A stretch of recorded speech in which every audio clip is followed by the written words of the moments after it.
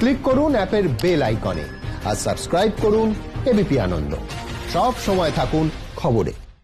মধ্য কলকাতার অন্যতম সেরা পুজো কলেজ স্কোয়ার, সেখানে প্যান্ডেল তৈরি হচ্ছে কর্ণাটকের মন্দিরের আদলে। দর্শনার্থীরা আসছেন, দ্রুত খালি করে দেওয়া হচ্ছে মণ্ডপ। উদ্যোক্তারা জানিয়েছেন তারা হাইকোর্টের নির্দেশ মানবেন। তবে আশঙ্কা, যেভাবে পুজো প্যান্ডেল তৈরি হয়েছে তাতে 10 মিটার দূরত্ব বজায় রাখতে হলে প্রতিমা দর্শনে সমস্যা হবে দর্শনার্থীদের। আমরা এখন দাঁড়িয়ে রয়েছি উত্তর কলকাতার অত্যন্ত জনপ্রিয় পুজো মণ্ডপ কলেজ স্কোয়ারে।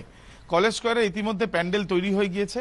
কর্ণাটকের মন্দিরের আদলে তৈরি হয়েছে প্যান্ডেল এবং তার সঙ্গে সঙ্গে ঠাকুরও নিয়ে আসা হয়েছে।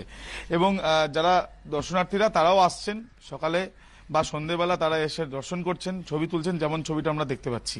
কিন্তু হাইকোর্টের এই যে নির্দেশ, সেই নির্দেশের পর কলেজ স্কোয়ারে যারা কর্তৃপক্ষ রয়েছেন পুজো কমিটির, তারা কি বলছেন তাদের সঙ্গে কথা বলবো। যদিও কলেজ স্কোয়ারের এমন ভৌগোলিক অবস্থান, সেখান থেকে যেখানে এই প্যান্ডেল শুরু হয়েছে সেখান থেকে 5 মিটার বা 10 মিটার দূরত্বে সাধারণ দর্শনার্থীদের নিয়ে যাওয়া এক প্রকার অসম্ভব। তার কারণ হচ্ছে যেখান থেকে এই প্যান্ডেল রয়েছে, প্যান্ডেলের শেষ যে কিনারা, তারপর থেকেই কিন্তু এখানে জল রয়েছে। হাইকোর্টের যে রায় দিয়েছে সেই রায় তো আমাদেরকে মেনে চলতেই হবে। তারপরে কিছু রেস্ট্রিকশন তো থাকবে। এই যে ডিস্টেন্সটা বজায় রাখতে বলেছে, যে দূর থেকে ঠাকুর দেখে প্যান্ডেলের মধ্যে প্রবেশ করতে পারবে না মঞ্চে, ওখান থেকে দেখিয়ে বেরিয়ে যাবে। সেইটা আমরা চেষ্টা করব করার জন্য, কারণ দর্শক তো আসছে ঠাকুর দেখার জন্য। দর্শক তো আর আমাদের মুখ দেখতে আসছে না, ঠাকুর দেখতেই আসছে, প্যান্ডেল দেখতে আসছে। এইভাবেই মেনটেন করতে হবে।